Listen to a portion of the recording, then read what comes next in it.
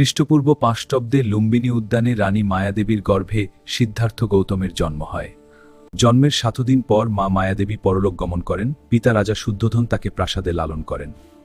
16 বছর বয়সে যশোধরার সাথে বিবাহ হয়, সুখী রাজকীয় জীবন যাপন করেন।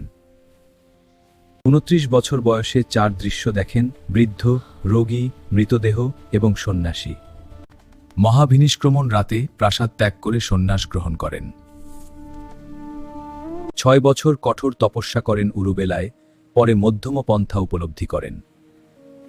বোধগয়ায় বোধিবৃক্ষের নিচে ধ্যান করে 35 বছর বয়সে সম্যক সম্বোধি লাভ করেন। সারনাথ মৃগদাবে প্রথম ধর্মচক্র প্রবর্তন, 4 আর্যসত্য ও অষ্টাঙ্গিক মার্গ। 80 বছর বয়সে কুন্দের ভোজনের পর অসুস্থ হন, কিন্তু শান্ত থাকেন। কুশীনগরের শালাগাছের মাঝে শয়ন করেন, শেষ উপদেশ দেন: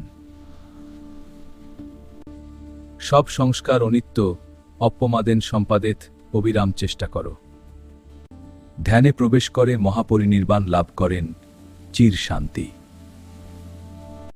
দেহ সৎকার করে অবশেষ বিভক্ত করা হয়। স্তূপ নির্মাণ, ধর্ম চিরকাল বেঁচে থাকে, শান্তি ও দয়ার পথ দেখায়। জগতের সকল প্রাণী সুখী হোক।